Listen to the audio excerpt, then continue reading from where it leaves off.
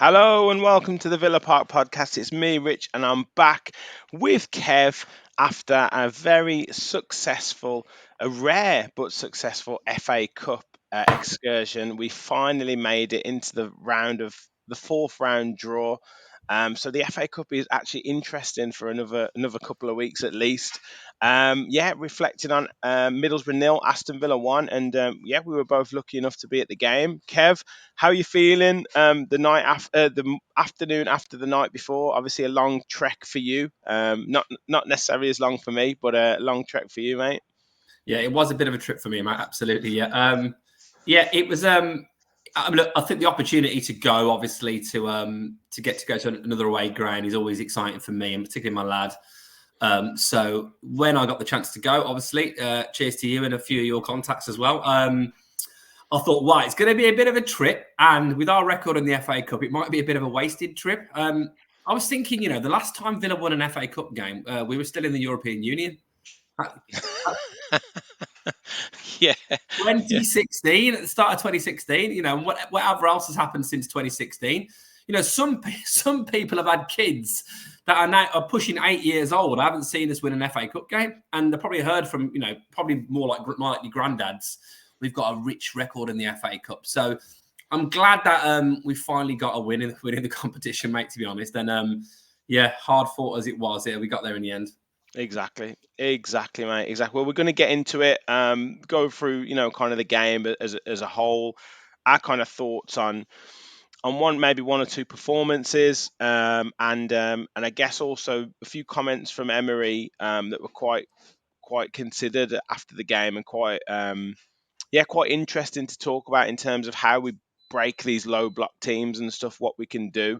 So yeah, maybe get your and mine and your views on that really. But first of all, hit that like button, hit the subscribe button, guys.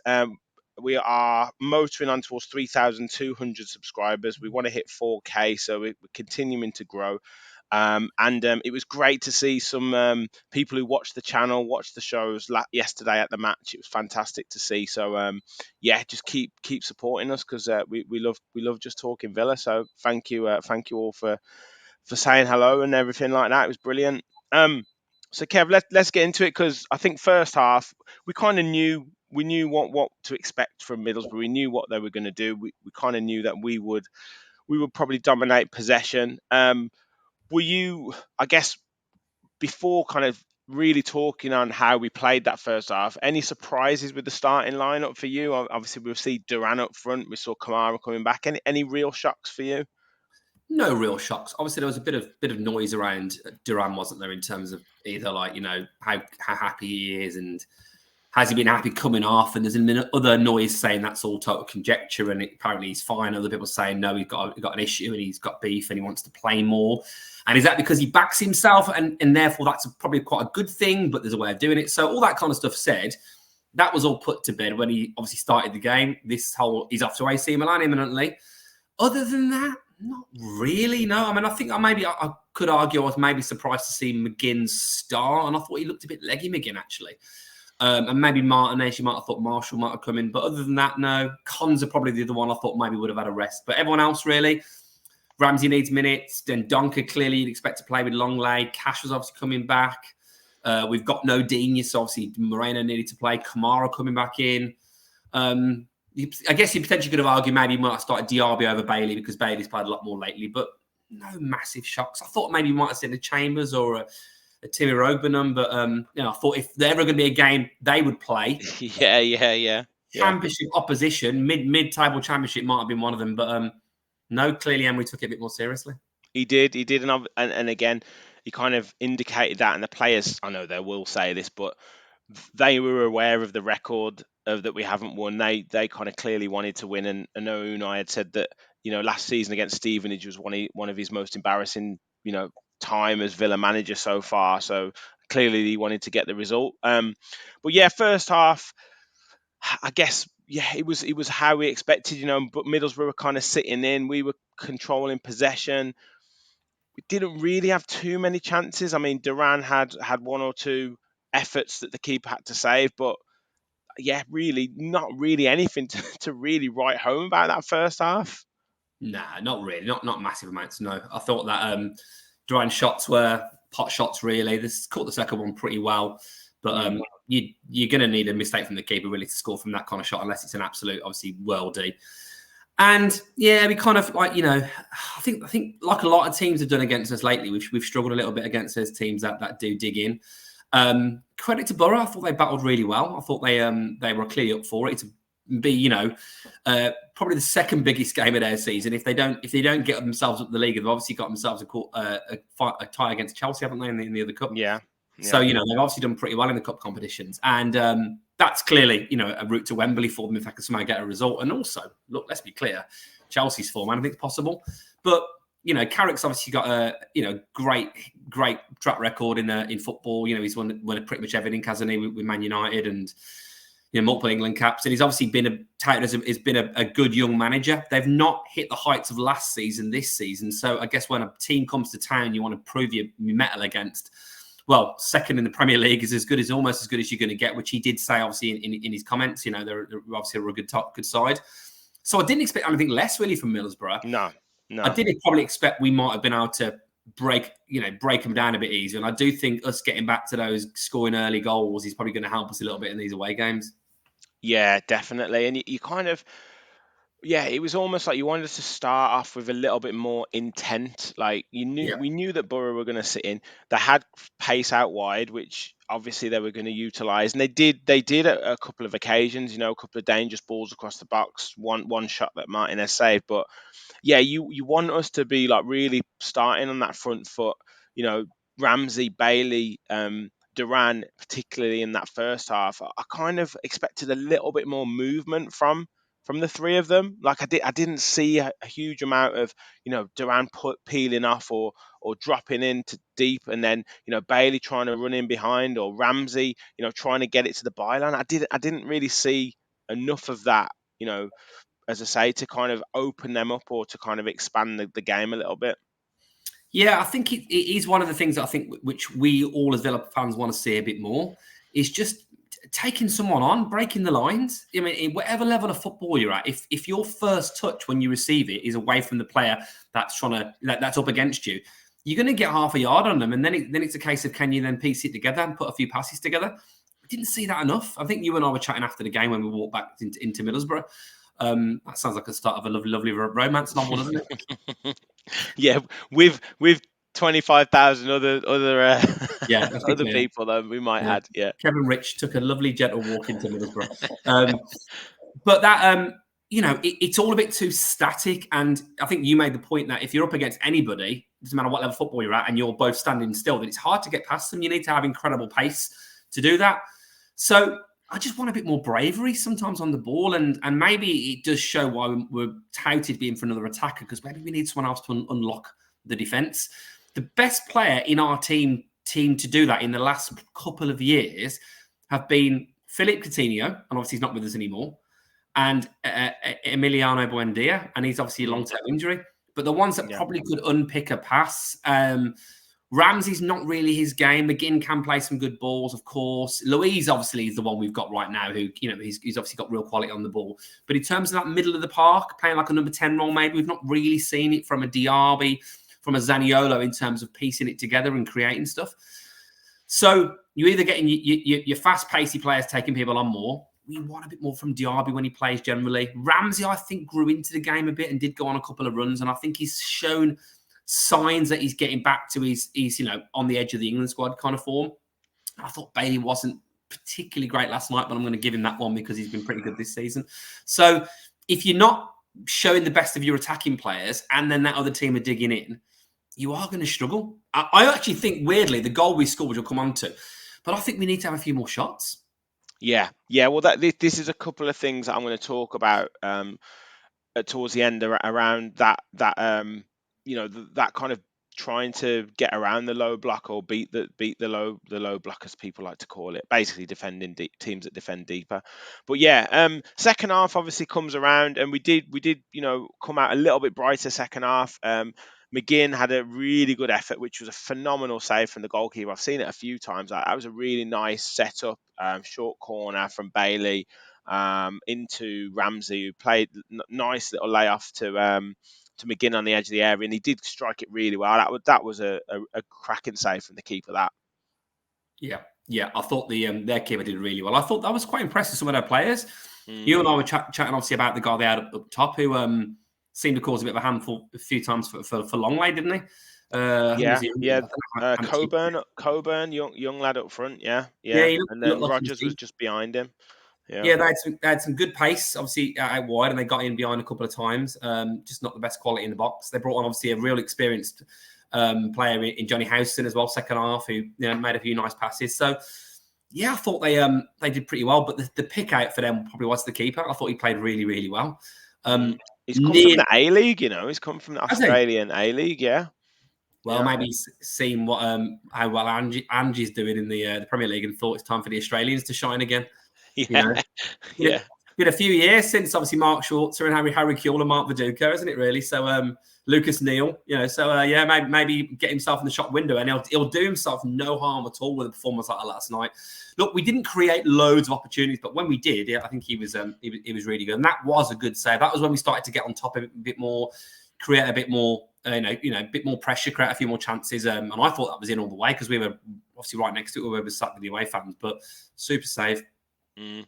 A couple of more issues or contentious. One contentious issue, one again really good opportunity from a set piece. Moreno bursting down that left hand side, gets clipped by Isaiah Jones, I believe, goes down in the box. I mean, I thought that was a penalty for me. I couldn't see anything other than that. Yeah, I'll be interested to know actually those. Obviously, the guys watching in the comments, let us know what did you think of the ref's performance last night, because I thought it was terrible. But then looking at some of the comments on BBC, the BBC Sport review of the game, people were saying the ref did pretty well at the game flow, but I thought it was rubbish. And that to me seemed like a real clear penalty. We might have our claret and blue tinted specs on, but we were right next to it. He got past the player, then he went down. If it's not a penalty, then surely it's a yellow card for simulation. He's Rob Jones, who's the ref. He does like to let a lot go. Like that's his kind of style. I just think sometimes he lets a few too much go. Like I reckon his kids have got broken legs. Yeah, he's just like, just carry on. Right. But Daddy, I'm in pain. Just keep kicking each other. It's fine. Yeah. He seems. Do you reckon he's one of those drivers that annoys everyone? When you're in a rush in the morning, he's letting everyone from the side streets out. He's going, go on. He's one of them drivers, isn't he? Yeah, he will get to work soon. Yeah, it's fine. Yeah. Just get up. You'll be fine, mate. Just carry on. No I do think letting the game flow it is important now. And look, but you've clearly got to draw the line when there are tackles that need dealing with. And there was a few times. There was one with Bailey. We wasn't near us, but down the opposite corner. Same side as us, but the other end of the pitch, where he looked like he just got a shove in the back. Yeah. And Bailey got booked for saying something to the linesman. It was like ridiculous. I know. Yeah. Konsa again from a corner, really nice ball in from, I think it was from Bailey. I'm not sure if it was Bailey or Louise at that point, but yes, glancing header, and for all the money that was in, hits the inside of the post and comes out, and you're thinking, this might have replay written all over it, this, especially when you're missing a chance like that. Yeah, I think it was Bailey, because I think they were doing that outswinger for a bit, weren't we, from the corner? And we were, where me and my lad were sat, we were right beyond that header. It was in all the way until it hit the post.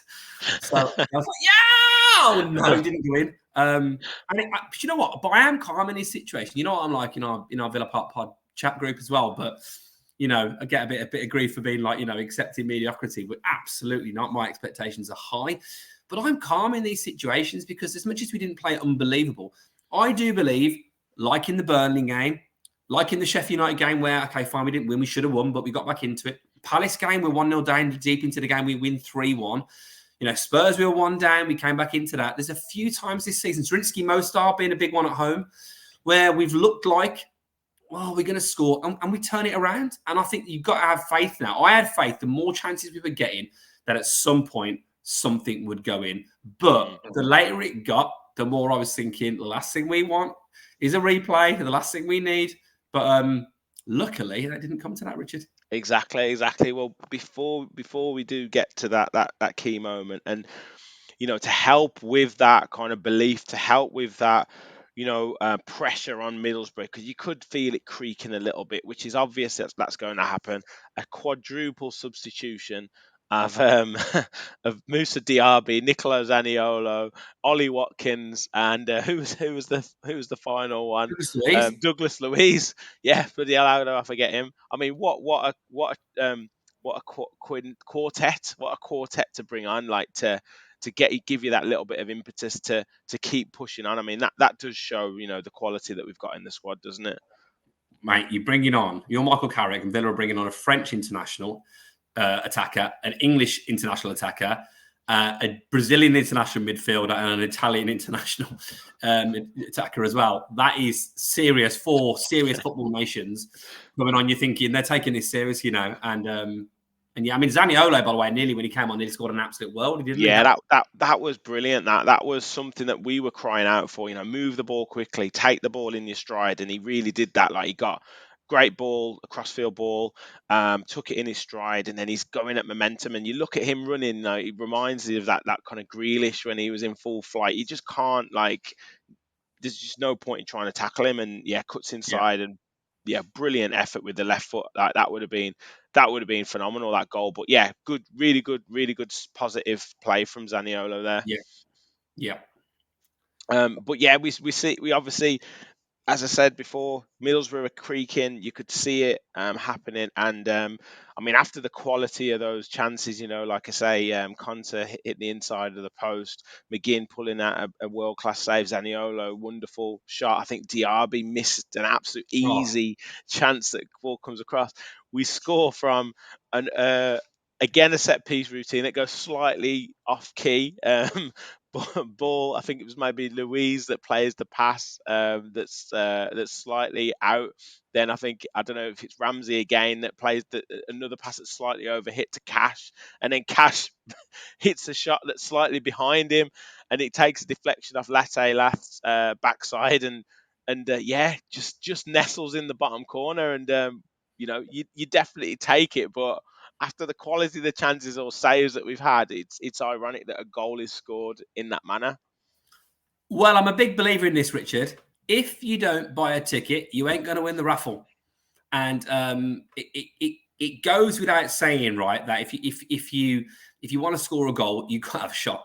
But are we trying to be too meticulous at times, and we overplaying it a bit? There's a few times in the box I thought we could have got a shot away a bit quicker or put our foot through it. So it was good to see the creativity of some of those, obviously, those set piece routines. McGinn, as we said, nearly scored a good goal from the edge of the box. And you know what's funny as well? When Cash hit it, I was like, why is the ball stopped? Because it was clearly like it was going wide. Why has it not gone past the post? Oh, it's in the net. That's why. It's like a little moment of like, I didn't realise it had squirmed in. And I felt a bit sorry for the keeper for about 0.2 of a second. And then obviously jubilation. And yeah, credit to McPhee. It's another set piece routine. Probably wasn't perfectly executed, but No, you get a shot on target with a bit of pace on it, without many bodies in the box, anything can happen. yeah, yeah.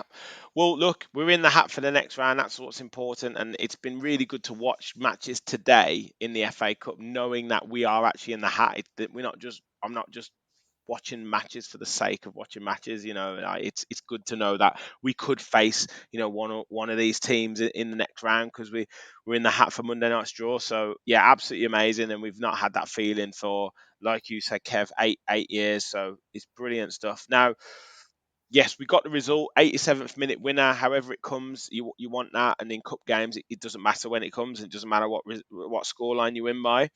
But Emery did mention about kind of the next phase of our development is to kind of beat these teams, or create something against these teams that have this low block. Um, Now, there was three things probably for me that didn't happen that I want to see happen. One is to move the ball a bit more quickly. I think that's something that we don't do enough. I think we're taking one or two more touches than we need to at certain points.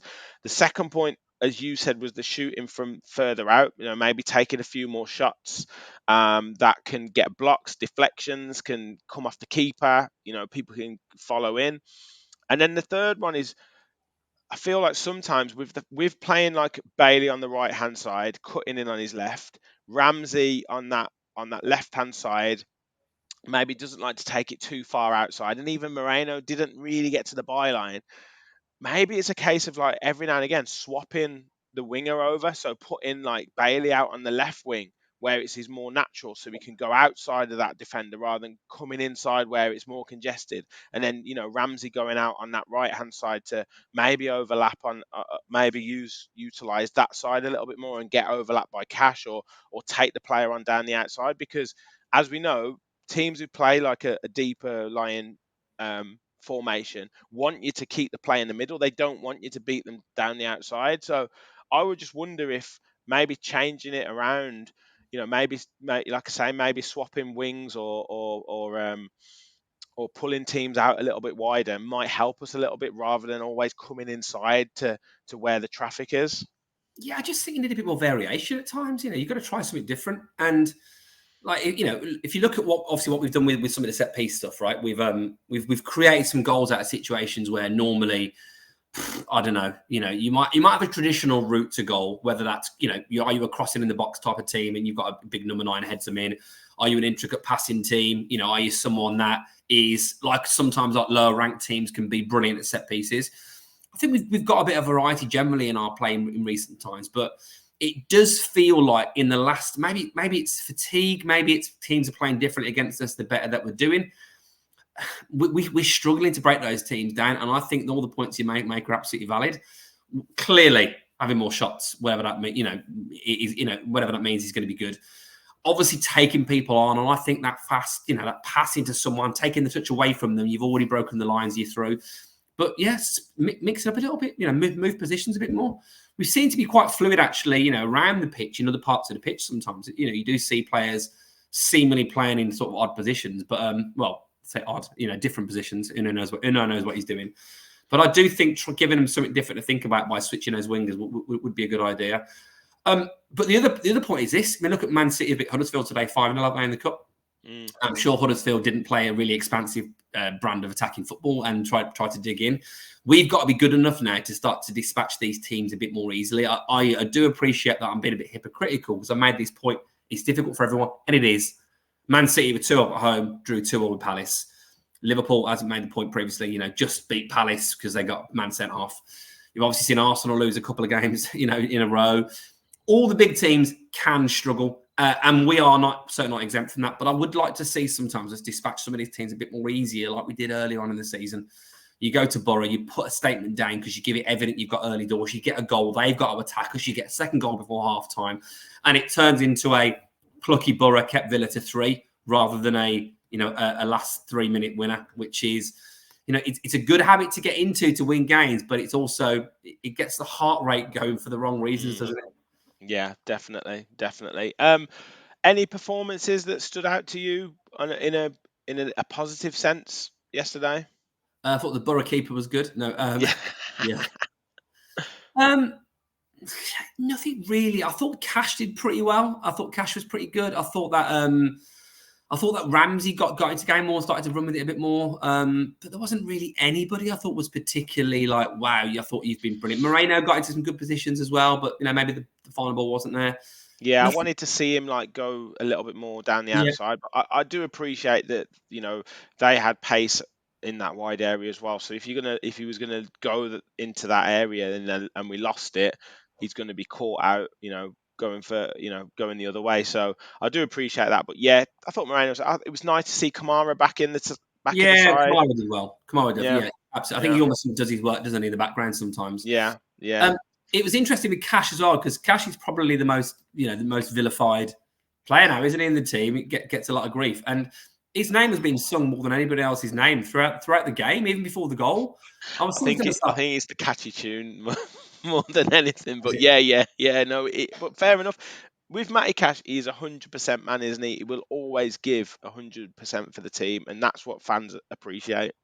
Yeah, well, we were singing his name a hell of a lot, and maybe we helped inspire him to get the goal. And I got to say, I mentioned this to you last night. The amount of negativity around me was unbelievable. I mean, look, I appreciate the frustrations, and should you be doing better against the Championship team that are mid-table? Yeah, you should. But I'm talking midway through the first half, people bemoaning, like properly, like loudly moaning about us passing around the back. I wanted to turn around, but I couldn't be bothered, basically, to say, we're second in the Premier League, playing out from the back. Like, we've just beat Arsenal 1-0 by playing out from the back, one of the best goals you've seen in the league this season. Chill out, mate. Relax. Like, I feel like with some Villa fans at the moment, if we don't score with every single attack, like there's something wrong. But whether that's the expectation level has increased and people now expect a bit more. But it felt like at times like our relegation season, the way people were being in the crowd. And I'm like, whoa, give the guys a bit of a chance, because the more you get on their backs, the more negative you are, you know, the worse outcome it's going to be. Now, maybe that was because there was more away fans, more allocation, therefore people got tickets that aren't maybe, I don't know, that au fait with the team and what we've done with Emery over the last year or so. But it did surprise me a bit. So I was surprised with that. Surprised with Cash getting most of the singing, because obviously he gets vilified in a lot of scenarios. And then, you know what? He goes up and notches the winner, doesn't he? So well done. And I could tell it. You know what? It was great to see. I love the celebrations. I think it was Diaby and Louise who weren't even like near the goal. But the way they embraced each other was like as if it really meant something. Maybe they're on a crazy win bonus. I don't know. But, you know, like you start to feel like this team, it's another opportunity for this team to win a trophy. Now, there's been a lot of talk about this sometimes in other Villa podcasts as well. Like, you know, how serious we're going to take the FA Cup, and I get it entirely. But we've got a decent squad. We've only got 3. Okay, we've got 4 games in January now because we've just won an FA Cup game, so we get another one at the end. But if we can't attack this competition when we're not in Europe again until March, we're not in the Carabao Cup, then there's something wrong there. Team like Villa, squad like Villa, we could win the FA Cup. We could, absolutely. And there's no guarantee we're going to win the Conference League because there's still some decent teams left in that. You could easily get knocked out. There's no guarantee of top 4 in the Premier League. Like, you get to the end of the season, and if you gave the FA Cup away, opportunity to get to progress in it, I'd be really annoyed. So it was just great to see the passion from the players in terms of winning that game. And Cash absolutely loved it. You know, he came over to see across to the fans, and it was another one of those, you know, late goals. My son has been to 2 away games, Leicester last season, Borough last night, and both of them at 87th minute winners. That lad is spoiled, because you and I have been to Yeah, I've seen some dross. Yeah. But nah, bleak days at Old Trafford and the Etihad. Yeah, exactly. Lucky boy. Yeah, brilliant. Yeah, it was great for like my lad Aidan and your lad Teddy to kind of see that win together, and like they were at the front yesterday. They're only allowed to say any swear words at the football, and they certainly took advantage of that at the end when they were telling the Middlesbrough fans to go home. They were milking that point. I let him run across to where Aidan was at the front there, and I'm like, I couldn't believe what I was hearing. I was having to bleep it out my own head. We used to sing, "You've seen the Villa, now get off home or go straight home." Now we're getting all of it. Unbelievable. Yeah, as long as he's not singing in the house, that's the one. That's the best thing. But yeah, just to finish off, mate. Yeah, like you say, great win. Great to be in the hat for the 4th round. So who are you fancying? You know, you wanting a nice easy home tie? You wanting a good away game? What you fancying? Maidstone at home is what I want. Yeah. I want it as easy as possible. I want, you know, I don't care what the route. I'm still really, really annoyed about. I think it was like the year we got to the League Cup semi where we got knocked out to Bradford. I mean, how terrible it was, right? I mean, let's not go too bleak. But I always remember the FA Cup draw. I think we lost to Millwall. And I think Millwall's route then to the final, I think it was like they played like, I don't know, like really low-level teams all the way through to like the semi-final. I remember thinking, like, what a missed opportunity. I.e., every time they drew, I kept thinking, if we'd have beaten them, who would we have got in the next round? So as much as you want a glamorous tie, if you're a lower-ranked team, I want it to be as easy as possible. I want it to be a game where we can play Chambers in Irobenham and Marshall and rest our big guns and Maidstone, and I want to get carried away, because I do remember last year's FA Cup match. And obviously, who Maidstone beat Stevenage, yeah. Yeah, but you know, it would be nice to get an easy draw. What I don't want is away at City. I don't want that. No, we don't want that. We don't want that. We don't want that. Right, mate. That probably does us. Yes, in the hat for the next round. Great night, great occasion at the Riverside. Yeah, as I said before, thank you to everyone for your support for the channel. Thank you for coming up and saying hello and that you watch the channel. Make sure you keep continuing to support us. Hit the like button, hit the subscribe button. Help us on the road now to 4,000 subscribers, which would be amazing. We're going to be back. Hopefully, we're talking tactics. Fans forum this week coming up as well. Plenty to talk about there. Match preview for Everton, all that jazz. So, yeah, thank you all for watching. And as always, remember, we all follow the Villa. Thanks, everyone.